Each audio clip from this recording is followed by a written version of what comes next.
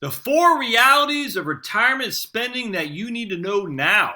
It's written by Robert Powell. I'm actually a fan of Robert's writing, been for a long time. I think I'm connected to him on LinkedIn. I don't get on LinkedIn all that much anymore, but anyway, so let's read this. I haven't read it yet, and like I said, I'm a fan of Robert's writing. How come sometimes when I click this, it goes up, and sometimes it doesn't? There we go. Okay, cool. There we go. All right, so this is Dateline November 6, 2019. So a few months old, but nothing too extraordinary. Any sound financial plan requires that you figure out your retirement expenses in advance, advisors say. Do they really say that? How many advisors really say that? But since retirement can now last 30 years, what's the best way to plan for those decade-long costs?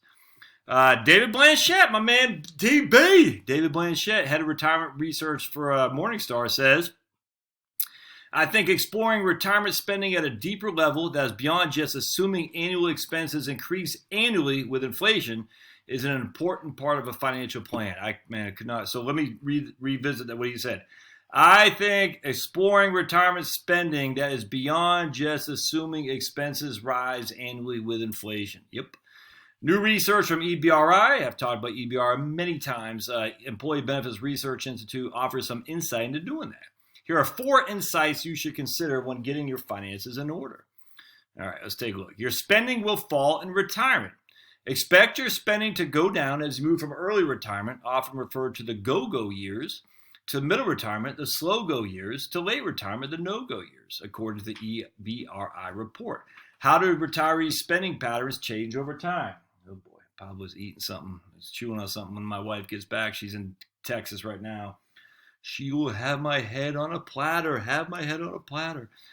Consider the EBRI average household expenditures total of $55,000 for people aged 50 to 64 versus $50,000 for those 65 to 74 and $39,000 for those 75 and older. Yeah, that's there you go. Now, I mean, yeah, I don't like the average so much, but I'd rather see the median. But inherently, I completely agree with that for sure. The one drawback, but this just using that as a state. The one drawback with those numbers, all right, are people 50 to 64. There's the same, what is it called, longitudinal study where you're following these guys from 50 to 64, watching what they spend from 65 to 74, and watching what those same group of people spend at 75. Or is the 75 group a different group as the people 50 to 64? If they're different groups of people, I don't know if you can make the comparison. You got to kind of watch as they progress through their retirement, if that makes sense. 2 takeaways. 1, you might save more than you need if you base your retirement savings plan on the rule of thumb that you'd have to replace 75 to 80% of your pre-retirement income. Replacing a standard of living, this guy, Perspective Partners, a guy named Keith Whitcomb says, replacing a standard of living and adjusting that amount by inflation for each passing year will likely overstate your retirement funding needs. Yeah, I agree.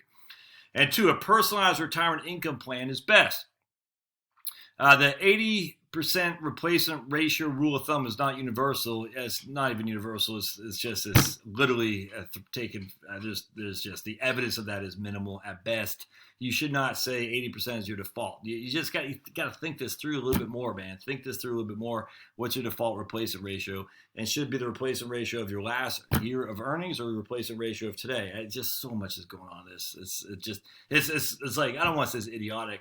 But I mean, again, for the 20 millionth time, I have 4 kids. I live in a big fat house. I got one at Georgia Tech, one getting ready to go. It was what's it called? A rising junior in high school, 2 in middle school. 2 in middle school. All right. When we're empty nesters, we're not going to sit in this big fat house. We're just not. We're not going to put kids through school. We're not going to have a big fat mortgage payment, which by far and away our biggest expense. You see how that goes? I mean, we're not going to have to care for health care for a family of 6. Car insurance for a family of 6. Probably have to upgrade my Pablo eating methods, but other than that, percent spent on healthcare rises. Well, I agree with that 100%. I expect to spend a greater percent of your income on healthcare as you move from early to late retirement. And consider in 2017, healthcare as a percentage of expenses in retirement rose from 7.8% to 10.6%, so roughly a 30% increase in expenditures.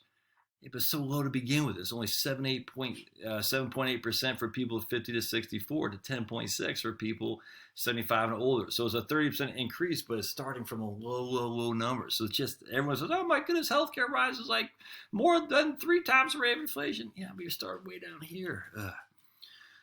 Let's see. How to plan for expenses. First, learn what Medicare covers, what it doesn't. Medicare generally covers only about 2/3 of costs of health care services for beneficiaries 65 and above.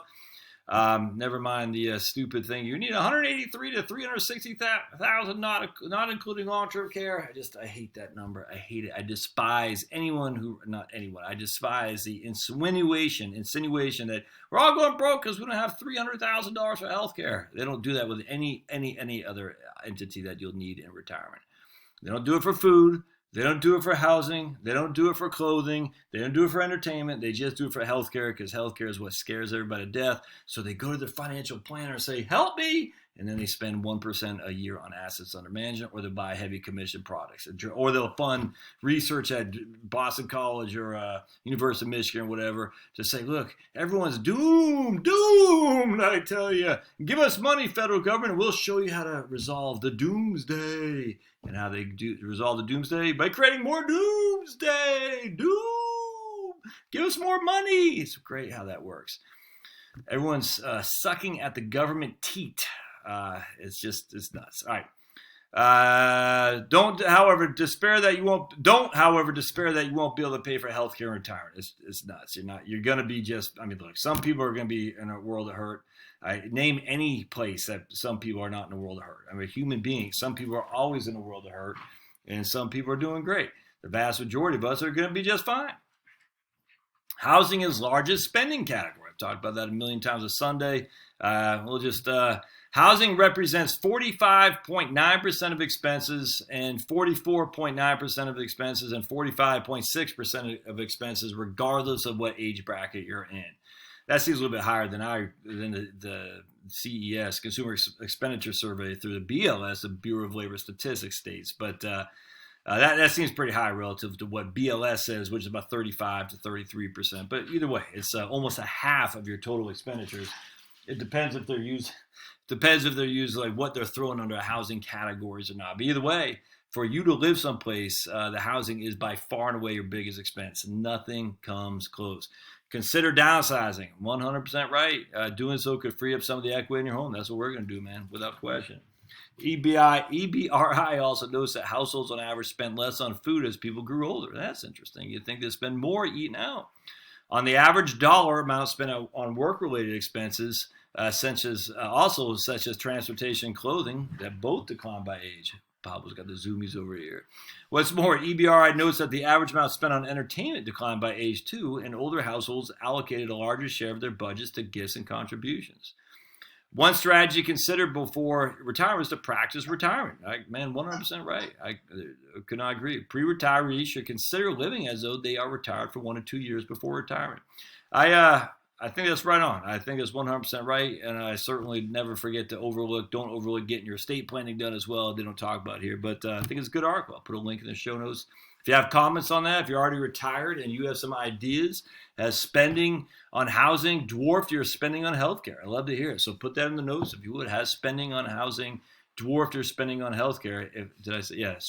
Has spending on housing dwarfed your spending on healthcare, like what EBRI says? If you are retired, let's see what we got. All right, thanks now.